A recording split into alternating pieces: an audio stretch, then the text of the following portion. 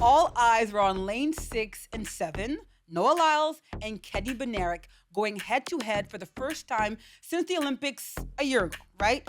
Bednar got it from the gun. I mean, he pounced on the early lead. However, with just a few meters to go, Noah said, "Oh, really? Oh, really?" And like the McLaren 765 LT that he believes he is, he hit another gear and sailed past Kenny at the line.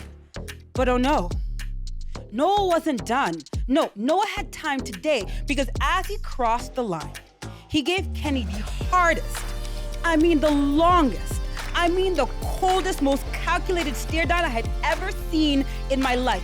You would have thought that Kenny stole his effing bike. Anyways, Kenny placed second. But as they were slowing down, Noah, who was in front, gets a big two-handed shove from Kung Fu Kenny, who I sort of lived up to his name if you think about it. Anyways, this led to some back and forth between the two, which even spilled into the post-race interview on national TV, big NBC. No, I'm saying if you got a problem, I expect a call. That's all I'm saying. You know what? You're right.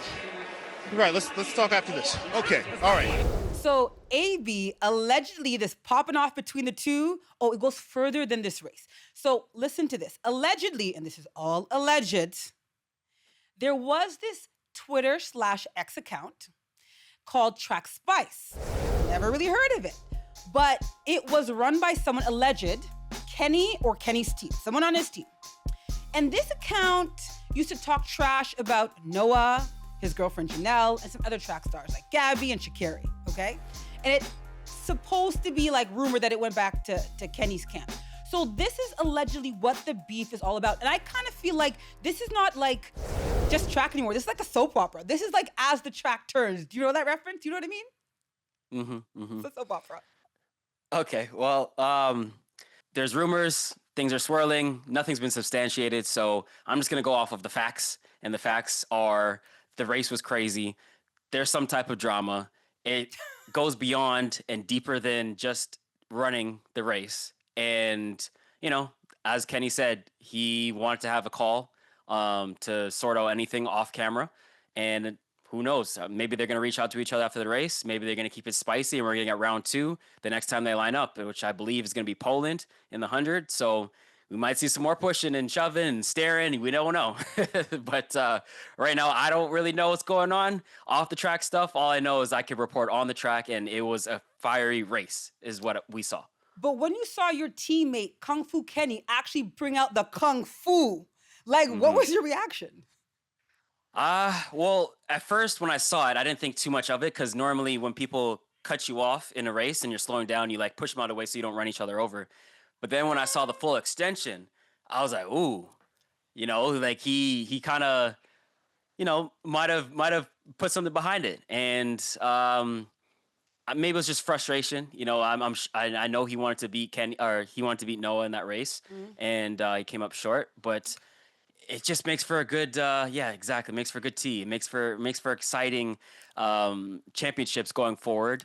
It makes Tokyo look all the more exciting. Yes. And we need some of this, and inject it into our veins. Give us some more drama. It's like, this is what we live for. We finally see track and field on national TV, at least in the U.S., and it wasn't because of the race. It's because of the drama. It's because of the protagonist that was involved and what happened and all the mess, the stuff that you like. A lot of people are in or out on whether this is good or not for the sport. But objectively, if we're trying to grow it, if we're trying to appeal to a wider audience, the results don't lie. I'm seeing people that have no idea what track and field is. They're like, yeah, I think there's some meat going on, and not Lyles got pushed, and they have no idea what they're talking about, but they're talking about it. They're covering it, and so that's true. Okay, so there's a couple things. I'm not in the camp that actually believes that Noah Lyles cut off Kenny. I'm not. You know how it is at the end of 100 straight. You kind of just follow the line, and some people are not sure where to go. And Kenny was also behind Noah, so he could see where Noah was. I just don't think you put hands on anyone. My main concern in all of that was, what if Noah had tweaked something, a hamstring or a calf or an Achilles? I thought that was dangerous. You could tell instantly that Kenny regretted what he did. It was in the heat of the moment. He was frustrated. So AB, some people were like, I have never seen hands thrown in track and field before. I've never seen this. Oh, yes, you have. And we have the very grainy tape from the 1992 World Junior Championships in Seoul. Watch it. There's Gabriel Selassie in the lead, taking over from Machuca of Kenya. Baps! Mink, mink! He said no. It actually made him run faster. But we have seen athletes throw hands. Bap! Whoa. But like we've seen these like rivalries in track and field, like over time. Some of them are legendary, no?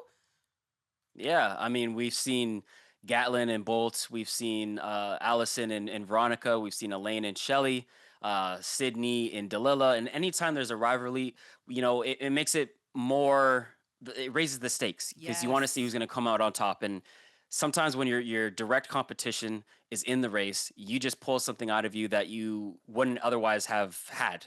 And Exactly. that's what makes for the special moments. And we love it.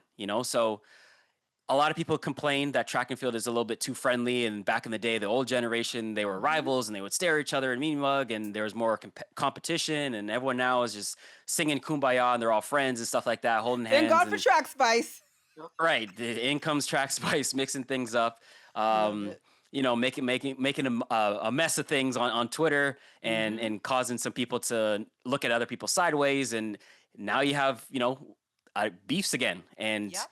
whether you're for it or against it, you're entertained. So and that at the end of the line, at the end of the day, we want eyes on our sport, and this is one way to do that. Speaking of rivalries, Aaron Brown, I have to ask this. And I know you're going to answer so diplomatically, okay? Don't. Don't. The fact that Kenny and Noah are beefing, okay? They are part of the relay team. They will be on the relays at the World Championship, barring any injury or anything like that. You, as a reigning Olympic champion in the men's 4x1, you gotta be honest. Are you not like changing your team up to a little popcorn sacket, whatever you call it? Come on. I mean, it's par for the course. Like a lot of times, to be honest, Noah has had issues with a lot of people. At one point, it was Fred. Another point, it was Christian. And it just seems like he rubs a lot of people the wrong way. And it's not just Noah.